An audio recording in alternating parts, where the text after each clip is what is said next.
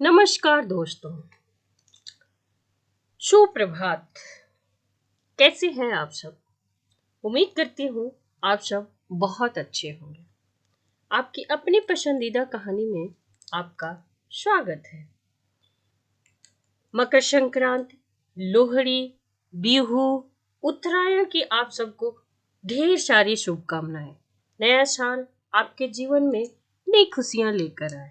खूब खुश रहें, मस्त रहें, व्यस्त रहें। आइए सुनते हैं प्रेमचंद जी द्वारा लिखित कहानी नमक का दरोगा। आवाज सरोज शर्मा। प्रेमचंद जी कहते हैं, जब नमक का नया विभाग बना और ईश्वर प्रदत्त वस्तु के व्यवहार का निषेध हो गया तो लोग चोरी छिपे इसका व्यापार करने लगे। अनेक प्रकार के छल प्रपंचों का सूत्रपात हुआ। कोई घूस से काम निकालता था, कोई चालाकी से। अधिकारियों के पौभारत थे। पटवारीगिरी का सर्वसम्मति पद छोड़ छोड़कर लोग इस विभाग की बरकंदाजी करते थे।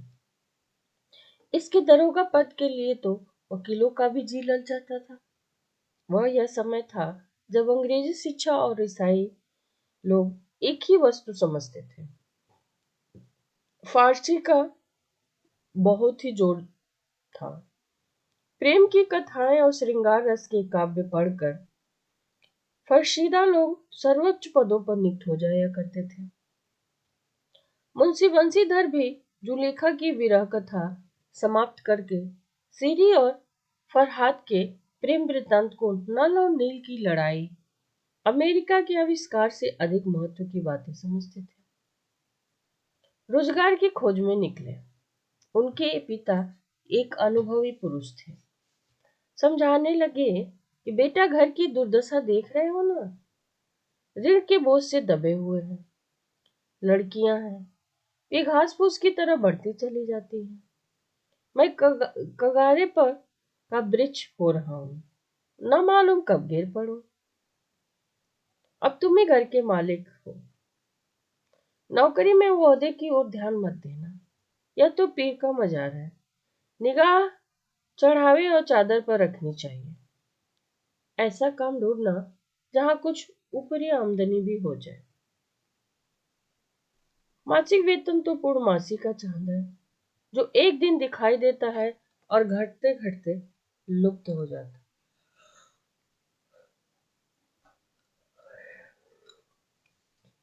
ऊपरी आय बहता हुआ स्रोत है, जिससे सदैव प्यास बुझती है। वेतन मनुष्य देता है, इसी से उसमें वृद्धि नहीं होती। ऊपरी आमदनी ईश्वर देता है, इसलिए उसमें बरकत होती है। तुम स्वयं विद्वान हो, तुम्हें मैं क्या समझाऊं? इस विषय में विवेक की बड़ी आवश्यकता है। मनुष्य को देखो, उसकी आवश्यकता को देखो और अवसर को पहचानो। इसके उपरांत ही कुछ करो।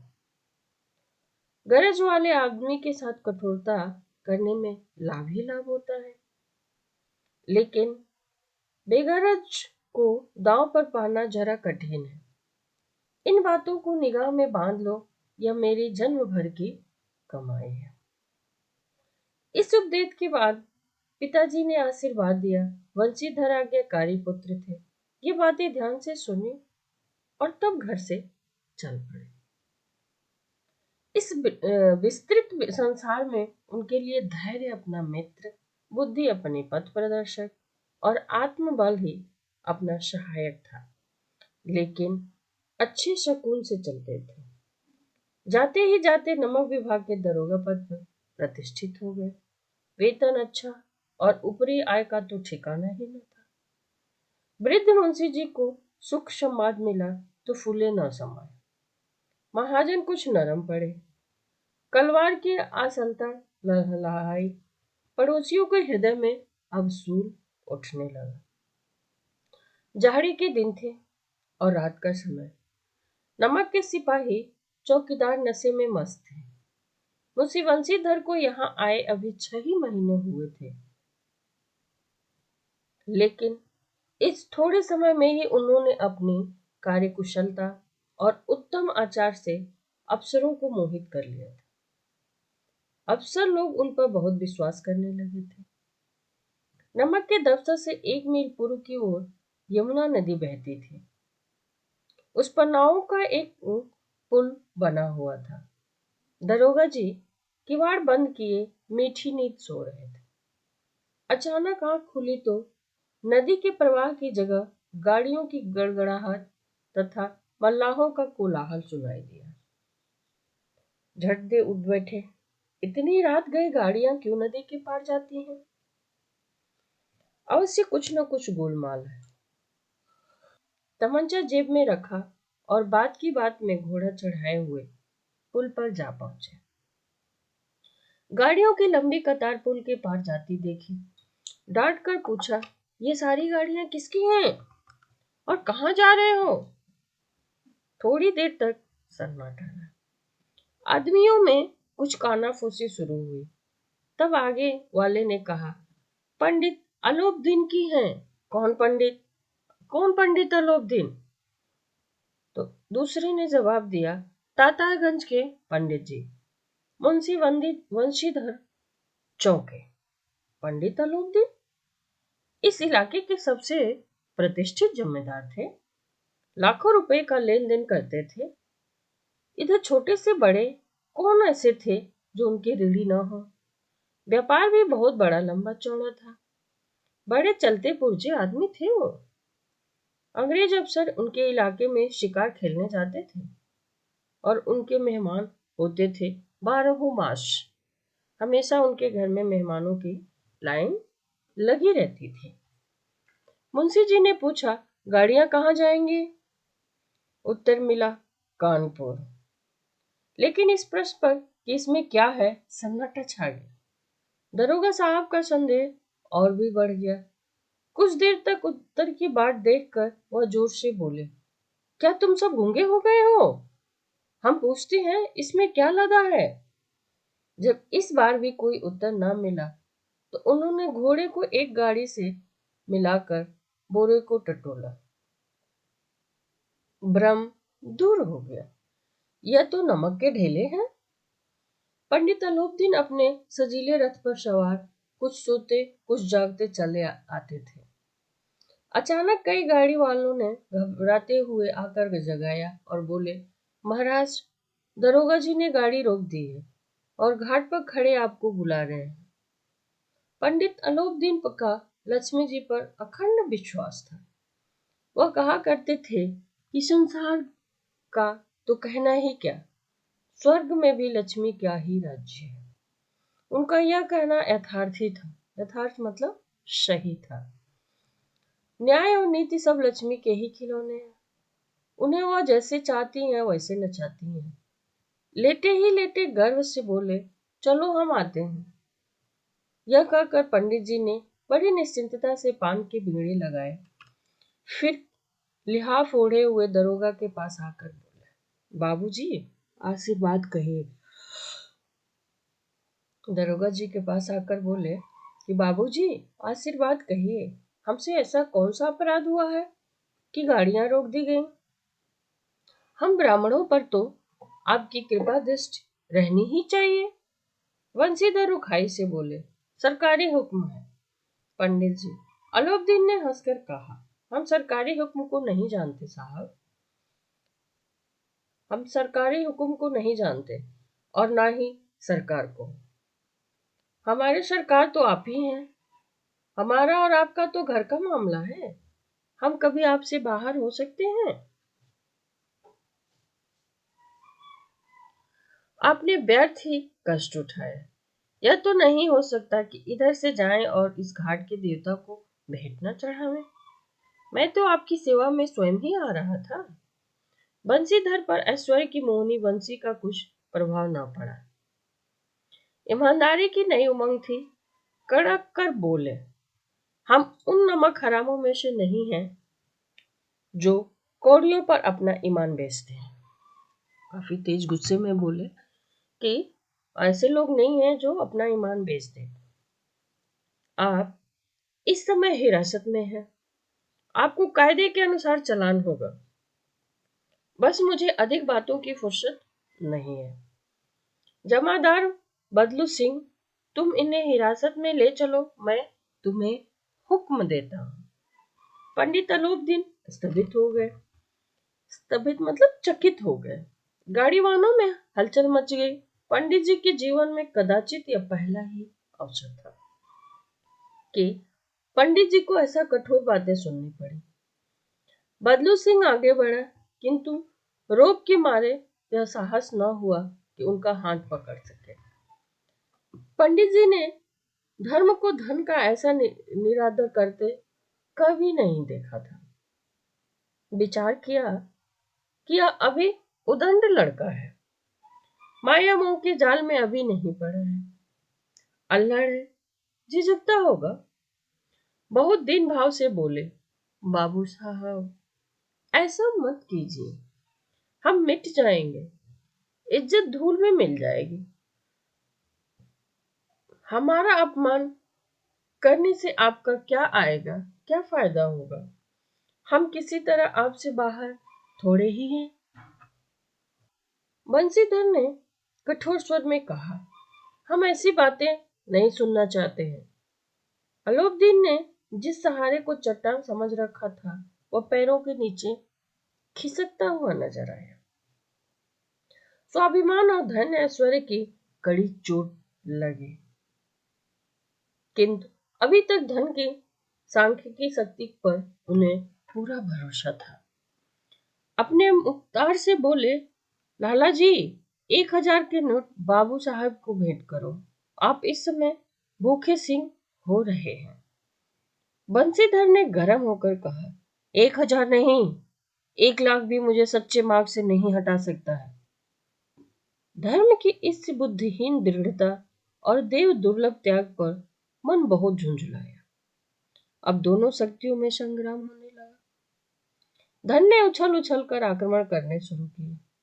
1 से 5, 5 से 10, 10 से 15 और 15 से 20,000 तक की नौबत आ गई। किंतु धर्म अलौकिक वीरता के साथ बहुसंख्यक सेना के सम्मुख अकेला पर्वत की भांति अटल अविचल खड़ा रहा। अलोपदीन निराश होकर बोले, अब इससे अधिक मेरा साहस नहीं है, आगे आपका मन, आप समझे। बंसीधर ने अपने जमादार को ललकारा। बदलू सिंह मन में दरोगा जी को गालियां देता हुआ पंडित अलोपदीन की ओर बढ़ा। पंडित जी घबराकर 2-3 कदम पीछे हट गए। अत्यंत दीनता से बोले, बाबू साहब ईश्वर के लिए मुझ पर दया कीजिए, मैं 25,000 पर निपटाना करने को तैयार हूं। असंभव बात है, 30,000 पर किसी तरह भी संभव नहीं है। क्या 40 पर भी नहीं? 40 नहीं, 40 लाख पर भी असंभव है। बदलू सिंह, इस आदमी को हिरासत में ले लो, अब मैं एक शब्द भी नहीं सुनना चाहता। धर्म ने धन को पैरों तले कुचल डाला। अलोपदीन ने एक हष्टपुष्ट मनुष्य को हथकड़ियां लिए हुए अपनी तरफ आते देखा। चारों ओर निराशा और कातर दृष्टि से देखने लगे। इसके बाद मूर्छित होकर गिर पड़े। दुनिया सोती थी पर दुनिया की जीभ जागती थी। सवेरे देखिए तो बालक वृद्ध सबके मुंह से यही बात सुनाई देती थी। जिसे देखिए वही पंडित जी के व्यवहार पर टीका टिप्पणी कर रहा था। निंदा की बौछारें चारों तरफ हो रही थी, मानो संसार से अब पापी का पाप कट गया हो। पानी को दूध के नाम से बेचने वाला ग्वाला, कल्पित रोज नामचे भरने वाले अधिकारी वर्ग, रेल में बिना टिकट यात्रा करने वाले बाबू लोग, जाली दस्तावेज बनाने वाले सेठ साहूकार, सबके सब देवताओं की भांति गर्दनें चला रहे थे। जब दूसरे दिन पंडित अलोपदीन अभियुक्त होकर कांस्टेबलों के साथ हाथों में हथकड़ियां, हृदय में ग्लानि और क्षोभ भरे, लज्जा से गर्दन झुकाए हुए अदालत की तरफ चले तो सारे शहर में हलचल मच गई। मेलों में कदाचित आंखें इतनी व्यग्र न होती थी जितनी भीड़ के मारे छत और दीवार में कोई भेद न पड़ रहा। किंतु अदालत में पहुंचने की देर थी। पंडित अलोपदीन इस अगाध वन के सिंह थे। अधिकारी वर्ग उनके भक्त, अमले उनके सेवक, वकील मुख्तार उनके आज्ञा पालक और अर्दली चपरासी सब उनके बिना मोल के गुलाम थे। उन्हें देखते ही लोग चारों तरफ से दौड़े। सभी लोग विस्मित हो रहे थे, इसलिए नहीं कि अलोपदीन ने यह कर्म किया, बल्कि इसलिए कि वह कानून के पंजे में कैसे आ गया। ऐसा मनुष्य जिसके पास असाध्य धन करने वाला धन और अनन्यवाद चालता हो, वह क्यों कानून के पंजे में आए। प्रत्येक मनुष्य उसे सहानुभूति प्रकट करता था। बड़ी तत्परता से इस आक्रमण को रोकने के लिए वकील की एक सेना तैयार की गई। न्याय के मैदान में धर्म और धन में युद्ध ठन गया। बंशीधर चुपचाप खड़े थे। उनके पास सत्य के सिवा कोई बल न था। भाषण के अतिरिक्त कोई शास्त्र गवाह थे, किंतु लोभ से वो डवाडोल थे। यहाँ तक कि मुंशी जी को न्याय भी अपनी ओर कुछ खींचा हुआ दिख पड़ता था। यह न्याय का दरबार था। उनके कर्मचारियों पर पक्षपात का नशा छाया हुआ था। किंतु पक्षपात और न्याय का क्या मेल। जहां पक्षपात हो वहां न्याय की कोई कल्पना ही नहीं की जा सकती। मुकदमा शीघ्र ही समाप्त हो गया। डिप्टी मजिस्ट्रेट ने अपनी तजवीज में लिखा, पंडित अलोपदीन के विरुद्ध दिए गए प्रमाण निर्मूल और भ्रमात्मक है। वह एक बड़ी भारी आदमी है। यह बात कल्पना के बाहर है कि उन्हें थोड़े लाभ के लिए ऐसा दुस्साहस किया होगा। यद्यप नमक के दरोगा मुंशी वंशीधर का अधिक दोष नहीं है, लेकिन यह बड़े खेद की बात है कि उनकी उदंडता और विचारहीनता के कारण एक भले मानुष को कष्ट झेलना पड़ा। हम प्रसन्न हैं कि वह अपने काम में सजग और सचेत रहते हैं, किंतु नमक के मुकदमे की बढ़ी हुई नमक से हलाली ने उनके विवेक और बुद्धि को भ्रष्ट कर दिया। भविष्य में उन्हें होशियार रहना चाहिए। वकील ने यह नमक का दरोगा सुना और उछल पड़े। पंडित अलोपदीन मुस्कुराते हुए बाहर निकले। स्वजन बांधुओं ने रुपए की लूट की। उदारता का सागर उमड़ पड़ा। उसकी लहरों ने अदालत की नींव तक हिला दी थी। जब बंशीधर बाहर निकले तो चारों ओर उनके ऊपर व्यंग बाणों की वर्षा होने लगी। जब बंशीधर अदालत से बाहर आते हैं तो चारों तरफ से उनके ऊपर लोग व्यंग करने लगते हैं। चपरासियों ने झुक झुक कर सलाम किया, किंतु इस समय एक कटु वाक्य, एक एक संकेत उनकी गर्वाग्नि को प्रज्वलित कर रहा था। कदाचित इस मुकदमे में सफल होकर वह इस तरफ अकड़े हुए न चलते। आज उन्हें संसार का एक खेदजनक विचित्र अनुभव हुआ था। न्याय और विद्वता, लंबी चौड़ी उपाधियां, बड़ी बड़ी दाढ़ियां, ढीले चोगे, एक भी सच्चे आदर का पात्र नहीं था। वंशीधर ने धन से वह मोल ले लिया। मूल्य उसका चुकाना अनिवार्य था। कठिनता से एक सप्ताह बीता ही होगा कि मुअत्तली का परवाना आ पहुंचा। कार्यपरायणता का उन्हें बहुत बड़ा दंड मिला। बेचारे भग्न हृदय, शोक और खेद से व्यथित घर की तरफ चल दिए। बूढ़े मुंशी जी तो पहले ही इससे कुड़बुड़ा रहे थे कि चलते चलते इस लड़के को समझाया भी था, लेकिन इसने मेरी एक न सुनी, सिर्फ मनमानी करता है। हम तो कलवार और कसाई के तगादे हैं। बुढ़ापे में भगत बनकर बैठे और वहां बस वही सूखी तनख्वाह। हमने भी तो नौकरी की है और कोई ओहदेदार नहीं थे, लेकिन काम किया, दिल खोल कर किया। और आप ईमानदार बनते चले हैं।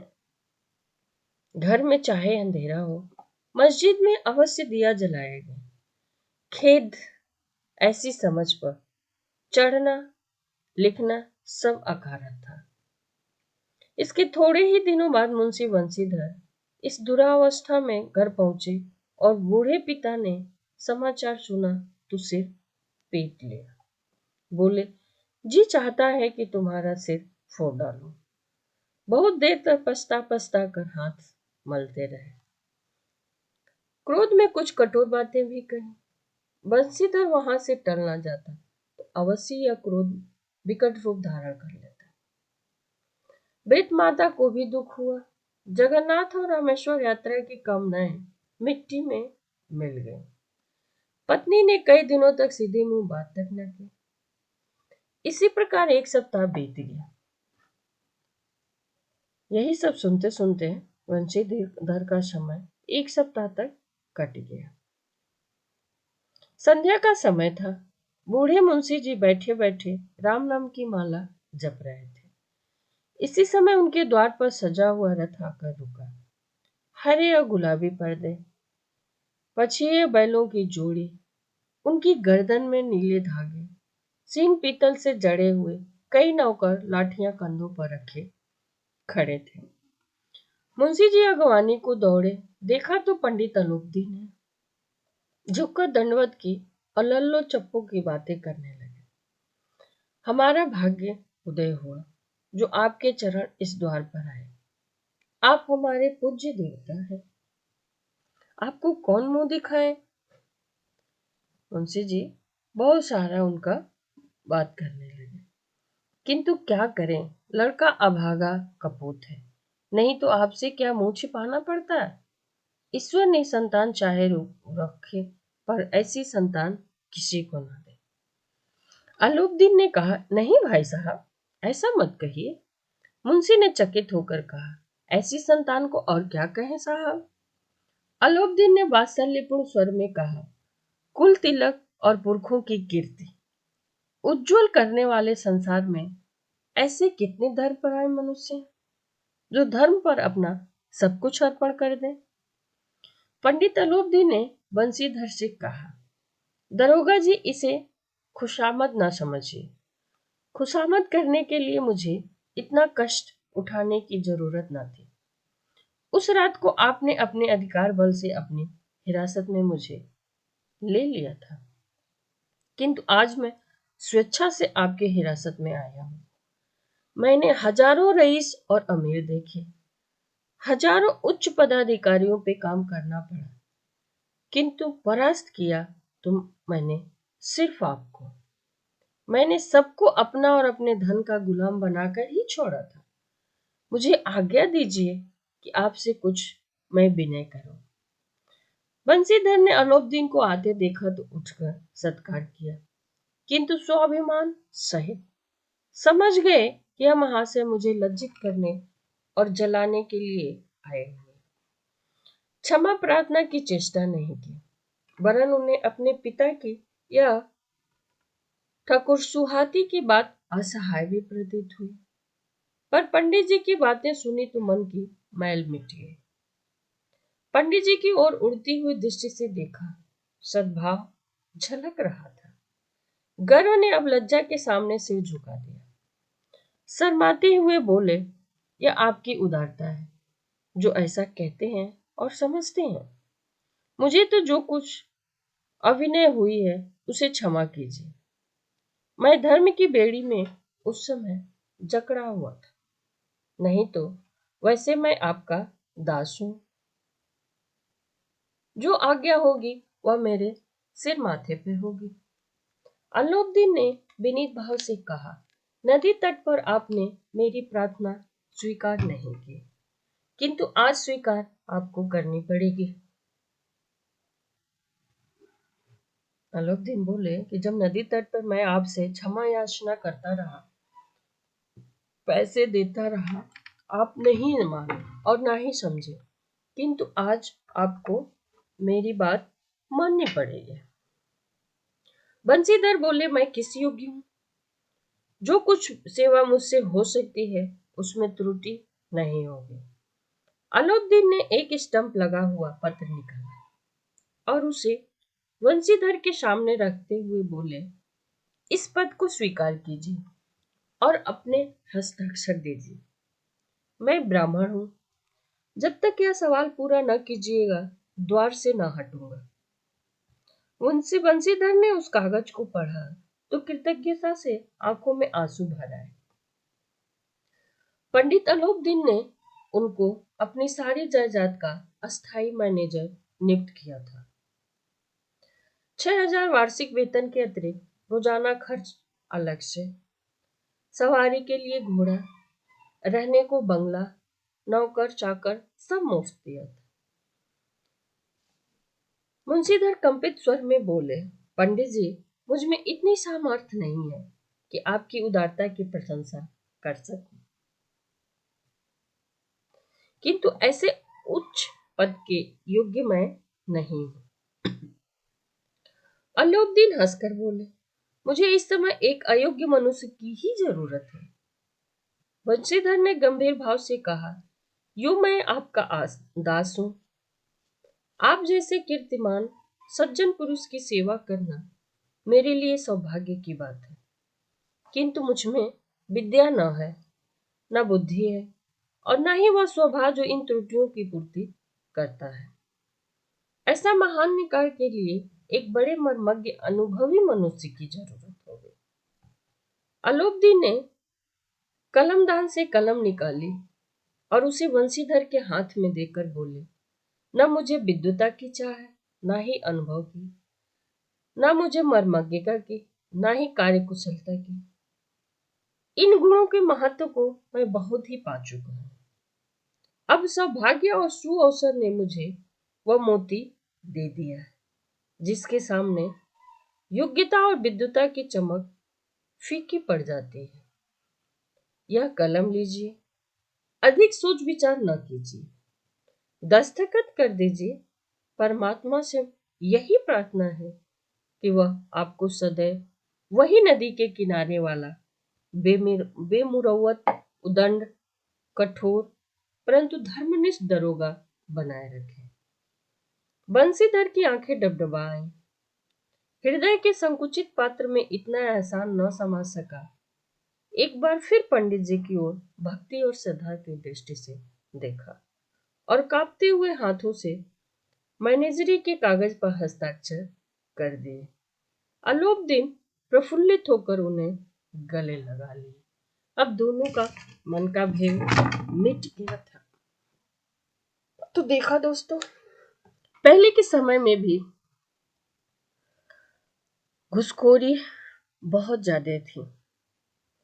बड़े बड़े थे, छोटे छोटे थे, पर मुंशीधर जैसे महान आदमी बहुत ही कम मिलता है।